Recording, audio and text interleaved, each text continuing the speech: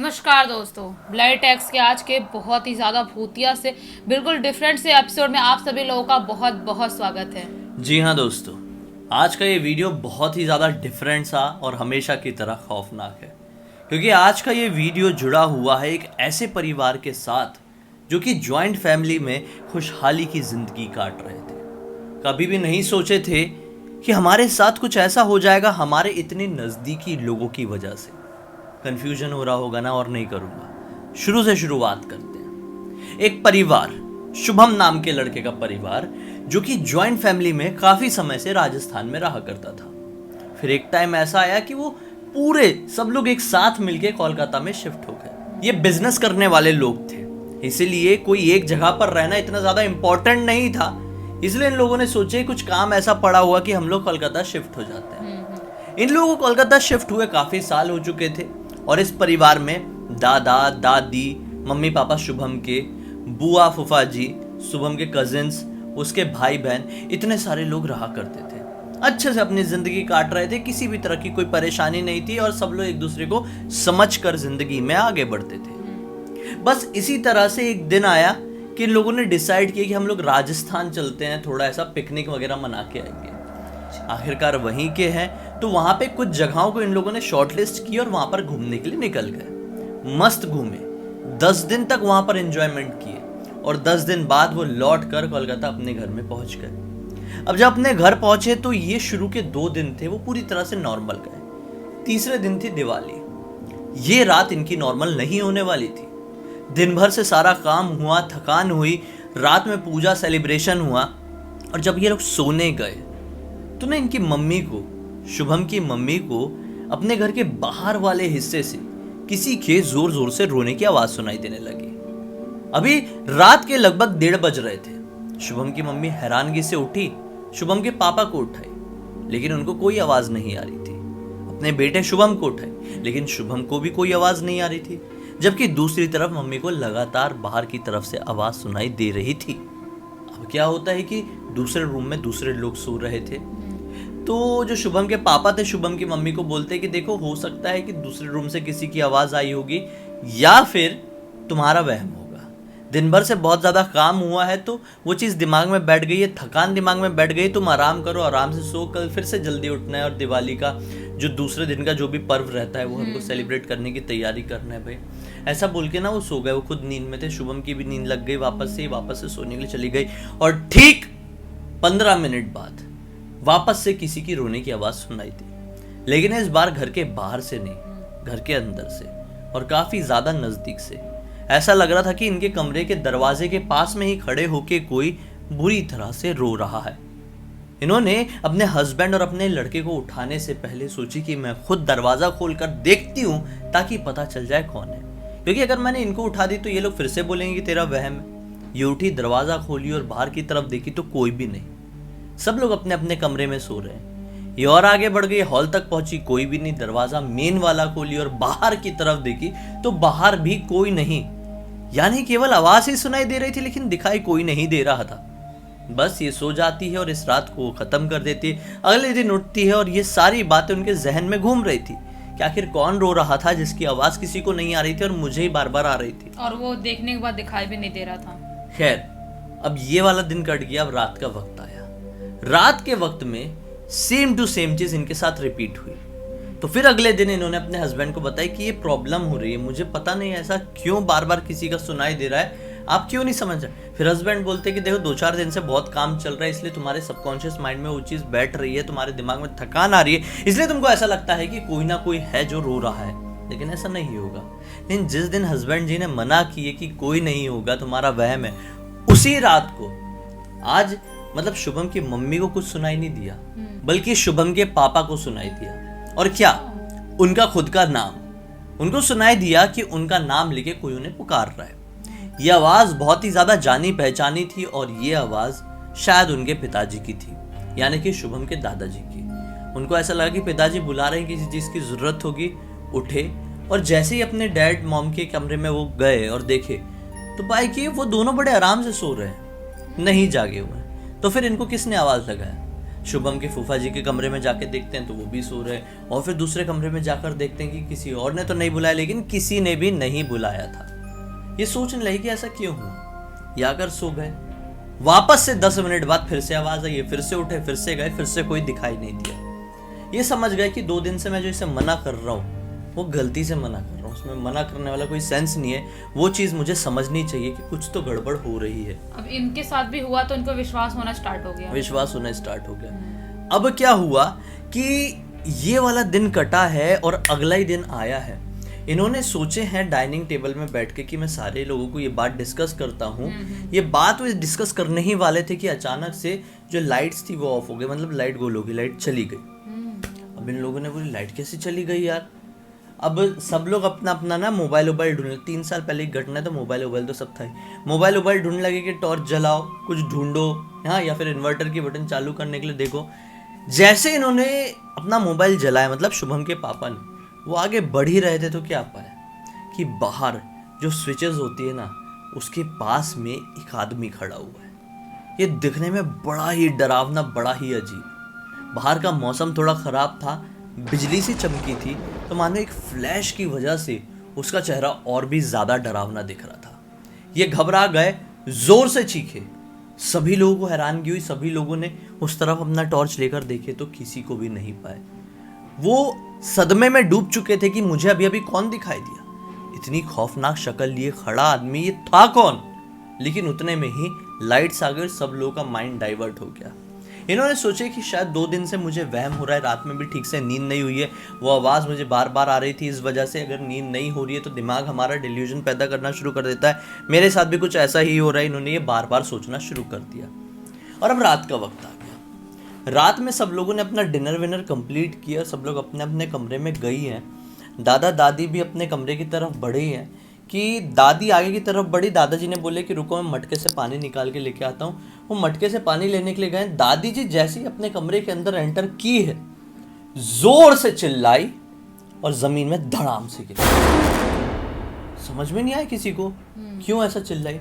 सब लोग भागते हुए आए, जमीन में बेसुध हालत में पड़ी हुई। नब्ज चेक किए तो पता चला कि इनकी नब्ज रुक चुकी है, सांसें रुक चुकी है, इनकी ऑन द स्पॉट मृत्यु हो चुकी थी। घर के सारे लोग घबरा गए, भागते हुए आए, जल्दी से एम्बुलेंस को बुलाया और इन्हें हॉस्पिटल ले जाया गया। तो हॉस्पिटल में कारण बताया गया कि इनका जो हार्ट बीट थी वो रुक गई, इस वजह से इनकी मृत्यु हो गई है भाई, हार्ट अटैक। अब लोगों ने सोचा कि सही बात है, चलो उम्र हो गई थी शायद इसलिए ऐसा हुआ होगा। लेकिन ये चीखी क्यों होती है, ये चीज़ किसी को समझ में नहीं आया। कुछ लोगों ने सोचा कि शायद गिरने की वजह से चीख दी होगी, पता नहीं क्यों हुआ, लेकिन कुछ तो अजीब था। इनकी मृत्यु के ठीक 4 दिन बाद इनकी हस्बैंड की भी मृत्यु हो जाती है। यानी शुभम के दादाजी की भी मृत्यु दादी जी की मृत्यु के 4 दिन बाद हो जाती है, और वो भी सेम टू सेम तरीके से, सेम टू सेम, इतना सा भी फर्क नहीं। मृत्यु से जस्ट पहले वाली रात को दादाजी वॉशरूम की तरफ बढ़े थे। रात का समय था, 12 बजे के आसपास का। वॉशरूम का दरवाजा खोलते से वो भी जोर से चीखे थे। सब लोग भाग के आए, देखे तो पाए कि वॉशरूम में कोई नहीं है। दादाजी ने उनसे बताया कि एक आदमी था जिसके हाथ में खंजर था, बड़ा ही डरावना दिखाई दे रहा था, बूढ़ा आदमी था और चेहरा पूरी तरीके से सड़ा गला और खराब सा था। वो गुस्से में मेरी तरफ आगे बढ़ा और मैंने चिल्ला दिया उसको देखकर। और इसी कांड के ठीक 1 दिन बाद इनकी मृत्यु हो गई थी। कैसे हुई थी मृत्यु? सेम टू सेम वैसे ही जैसी दादी जी की मृत्यु हुई थी 4 दिन पहले। अब कुछ दिन और आगे बढ़े, भाई दादा और दादी दोनों की पूजा एक साथ करवाने की सोच ली इन लोगों ने। घर पे दादा दादी की पूजा हुई और काफी सारे रिश्तेदार यहाँ पर पहुंचे। जो दादाजी थे ना, दादाजी के भी जो फैमिली वाले थे, उनके भाई और उनकी पत्नी भी यहाँ पर आई। मतलब समझ रही हो ना, शुभम के दादाजी के भाई और उनकी भाभी, भाई और भाभी आए। सब पूजा, वो सब विधि विधान में अपना योगदान निभाए। और जब सब लोग लौट रहे थे तो ये भी लौट रहे थे, और लौटते समय इनकी एक सड़क हादसे में मृत्यु हो गई। सब लोगों ने सोचे कि ये चल क्या रहा है हमारे घर में, सही में क्या चल रहा है, मतलब एक एक करके सब खत्म कैसे हो रहे हैं। विद इन 15 डेज 4 लोगों की मृत्यु हो चुकी थी। बहुत बड़ी बात है ये। इतना ही नहीं, ये कांड हुए ठीक 1 हफ्ते ही हुए थे कि शुभम की बुआ की और फूफा जी की भी मृत्यु हार्ट फेल होने की वजह से हो गई 2-2 दिन की आड़ में। ये हार्ट फेल हो क्यों रहा है, हार्ट अटैक लोगों को आ क्यों रहा है, आखिर ऐसा क्यों है कि चीख रहे हैं और मर जा रहे हैं, हो क्या रहा है ये? सब लोग डर गए, बोले ये हो क्या रहा है यार, किसी से बात करनी चाहिए। तो शुभम की मम्मी ने बोली कि मेरी मम्मी यानी कि शुभम की नानी एक ऐसे बाबा को जानती है जो कि ये सारी चीजें देखते हैं, समझते हैं। शुभम की नानी जी ने उस परिवार के कुछ लोगों को अपने घर पर बुलवाया और बोली कि मैं बाबा जी से जल्दी से मीटिंग फिक्स करवाती हूँ, देखते हैं कि ऐसा क्यों हो रहा है। बाबा जी आए, बाबा जी ने सब चीज़ें अपनी पूजा अर्चना पूजा पाठ सब कुछ किए और उनके ये समझ में आया कि कोई तो बाधा है जो इनके साथ जुड़ गई है और इनके साथ ये सारी परेशानियां उसी बाधा की वजह से आ रही है और वो बाधा इसी तरह से लगी रही तो इनका पूरा परिवार सफा चट हो जाएगा, कोई भी नहीं बचेगा। बाबा जी ने बोले कि मैं तो ठीक नहीं कर सकता क्योंकि जो कोई भी ये शक्ति है ये बहुत ही ज़्यादा जिद्दी और ताकतवर है, तो इससे अगर लड़ना है, इससे अगर दूर हटना है तो तरीका ये है कि इसके बारे में सब कुछ जान जाओ और फिर मुझसे पूछो, फिर मैं बता दूंगा कि क्या तरीका है। लोग समझ नहीं पाते कि यार पता कैसे करेंगे कि भूत है तो किसका भूत है, कहाँ से आया, ये पता करना बड़ा मुश्किल है, बहुत मुश्किल। घर पे बैठ के सब लोग डिस्कस कर रहे थे, एक मन में डर भी था कि अब आगे कौन मर जाएगा भाई। ये लोग डिस्कस भी कर रहे हैं तो डिस्कस करते करते इन लोगों ने बोले कि ऐसा क्या हुआ है पिछले कुछ दिनों में हमारे साथ, हमारे परिवार के साथ, जिस वजह से ये सब कुछ हो रहा है, कि हमने कोई गलती कर दी है, क्या आसपास कुछ गड़बड़ हुई है। तो एक इंसान ने पकड़ा कि आसपास गड़बड़ मतलब मोहल्ले पड़ोस में तो कुछ नहीं हुआ है। अब इन लोगों ने पता लगाया, इनके पड़ोसी जो इनके घर के बाजू में रहते थे उन लोगों से पूछे कि हम जब राजस्थान गए हुए थे तो कुछ अजीब हुआ था क्या अपने इलाके में। बाजू वाले पड़ोसी क्या बताते हैं, अरे आपको नहीं मालूम जो आपके घर के 4 माले ऊपर अग्रवाल जी रहते थे। इन लोगों ने बोले हाँ रहते तो थे, कुछ दिन से वो दिखाई नहीं दे रहे, हमको लगा कि गाँव गए होंगे। बाजू वाले पड़ोसी बताते हैं कि आपके घर के 4 माले ऊपर जो अग्रवाल जी रहा करते थे उनकी पूरे परिवार सहित रहस्यमयी तरीके से मृत्यु हो गई थी उनके घर पे। जब पुलिस वाले, डॉक्टर्स, फॉरेंसिक वाले जांच करने यहाँ पर आए थे तो ये पाए कि समझ में ही नहीं आया कि मृत्यु हुई कैसे। कुछ लोगों ने बोले कि ब्लैक मैजिक का इन्वॉल्वमेंट था, घर पे कुछ ऐसे साइंस मिले थे, कुछ ऐसी चीज़ें मिली थी जो कि सीधे सीधे काला जादू से रिलेट कर रही थी और वो सारे के सारे लोग मरे हुए थे घर पे। मतलब कुछ भी था इसमें, हमको बोलना नहीं है वरना कम्युनिटी वाला इशू आ जाएगा, हमको बोलना नहीं है, समझदार लोग समझ जाएंगे कि हम क्या बोलना चाह रहे हैं। हाँ। तो सभी लोगों की उस परिवार में मृत्यु हो चुकी है, ऐसा बताया पड़ोसियों ने। तो इन लोगों ने सोचे अरे यार उनमें से तो बहुत अच्छे रिलेशन थे हमारे। दरअसल इन लोगों के वो जो 4थे माले में जो लोग मरे अग्रवाल फैमिली वाले, उनके साथ बहुत ही घनिष्ठ रिलेशन थे, मतलब पक्के वाले दोस्त थे। ऐसा लगता ही नहीं था कि ये लोग दोस्त है, ऐसा लगता था कि ये लोग परिवार का हिस्सा है। वैसे इन लोगों के परिवार इतना बड़ा था, ज्वाइंट फैमिली थी, तो लोगों को क्या लगता था कि जो अग्रवाल फैमिली है ना वो भी इनके रिश्तेदार है, वो भी इसी फैमिली से बिलोंग करती, मतलब ऐसा वाला रिश्ता, दोस्ती बहुत ज्यादा थी। फिर ये लोग सोचे कि उन लोगों की कैसे मृत्यु हो, बड़ा दुख सा हुआ इन लोगों को। ये लोग तांत्रिक बाबा के पास गए, तांत्रिक बाबा को पूरी बात बताए कि ऐसा ऐसा हमको पता चला है और क्या कर सकते बताइए, क्या उन्हीं के कारण ऐसा हो रहा है, कि इन लोगों को तो ऐसा विश्वास नहीं हो रहा था कि उनके ही कारण ऐसा होगा। तांत्रिक बाबा भैया अपना जो भी लगाना होता है लगाते हैं और तांत्रिक बाबा बोलते हैं जी हाँ ये उनकी वजह से ही हो रहा है। दरअसल उनके परिवार, इन लोगों ने बताया भी नहीं थे कि उनके परिवार में कौन कौन रहता है। तांत्रिक बाबा ने खुद बताया, पंडित जी ने, मतलब कि उनके परिवार में एक बूढ़ा आदमी, उनके 2 बच्चे जिसमें से एक लड़के और एक लड़की थी, इन तीनों लोगों की जो मौत हुई है ये बहुत ही अजीबोगरीब ढंग से हुई है, अननेचुरल डेथ हुई है। इस वजह से उनकी आत्मा यहाँ पर फंस कर रह गई है। अब या तो उन्हें किसी और की आत्मा चाहिए, उसका सहारा लेकर उन्हें मोक्ष प्राप्त होगा, या फिर उनकी जर्नी जो है वो इजी होगी, या फिर वो मरने के बाद प्रेत योनि में चले गए और बस अपना जो भूख है उसको खत्म कर रहे हैं, लोगों को खत्म करके। वैसा करते हैं जो प्रेत योनि में जाते हैं ना, एक एक लोगों को खत्म करते हैं कि जो भी उनके पहचान के या उनका अच्छा रिश्ता वो उनके पास आ जाए, वो ऐसा सोचते हैं। अब देखो भाई अपने को तो क्लियर नहीं पता, अपन क्या पैरानॉर्मल एक्सपर्ट है नहीं, ना ही पैरानॉर्मल रिसर्चर है, हम स्टोरी टेलर है। लेकिन पंडित जी ने, बाबा जी ने उनसे यही बात बताए कि या तो प्रेत योनि में चले गए, या तो जरूरत से ज्यादा लगाओ, या तो फिर तुम्हारे सहारे अपने मरने के बाद वाली जर्नी वो इजी बनाना चाहते हैं, इसलिए इस पूरे परिवार को वो अपने साथ लेकर जाना चाहते हैं। सब डर गए, बोले अरे यार इतने लोगों की मृत्यु हो गई, अब किसका नंबर है। सही बात है। बोले बाबा जी हमको बचा लो, हमने तो कभी किसी के साथ कुछ गलत नहीं किया। बाबा जी ने बोले फिक्र मत करो, मैं बचाता हूँ। एक काम करो, तुम ये जो शहर है ना, ये छोड़कर चले जाओ, पूरा शहर। चले जाओ, पूरा शहर अपना घर छोड़ के चले जाओ और लौट के मत आना। और जब सब कुछ ठीक हो जाए, चीजें सॉल्व हो जाए, उसके बाद आना चाहो तो आ जाना। बोले कहाँ जाए?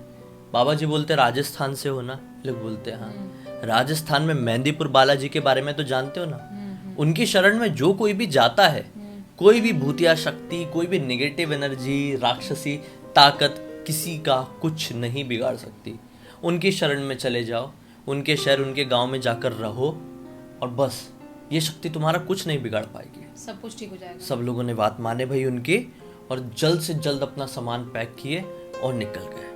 आज इस कांड को 3 साल हो चुके हैं, लेकिन इन 3 साल में किसी की भी इस तरह से रहस्यमय तरीके से मौत नहीं हुई और आज इनकी ज़िंदगी में सब कुछ नॉर्मल है और सब लोग वापस से अपना जीवन यापन अच्छी तरीके से करने लगे। सोचो यार, कैसा मतलब प्रेत होने के जाने के बाद भी लोग ऐसा करते हैं। सोचो बाप रे, बहुत बहुत चीज़ें कई बार मुश्किल हो जाती है समझना। ऐसी शक्ति को कोई समझे तो समझे कैसे। सही बात है। लेकिन खैर, आपको कुछ समझ में आया हमारा वीडियो देख के? अगर आया है, मनोरंजन भी मिला है तो लाइक जरूर कर देना। चैनल को सब्सक्राइब करके बेल आइकन दबा के ऑल के ऑप्शन में क्लिक करना, क्योंकि इस तरह के हैरान कर देने वाले खौफनाक वीडियोस आप लोग के सामने डेली लेके आते रहते हैं। इन सबके लिंक इस वीडियो के डिस्क्रिप्शन बॉक्स में मिल जाए, क्लिक करके डायरेक्टली वहां पर पहुंच जाना। और इसी तरह की कोई भी कहानी या टॉपिक है तो लिख भेजना, हो सकता है हमारा अगला वीडियो आप लोग की कहानी या टॉपिक के साथ ही बन रहा हो। चलिए कल फिर से मिलता है, तब तक के लिए बहुत बहुत धन्यवाद। आपका दिन शुभ हो।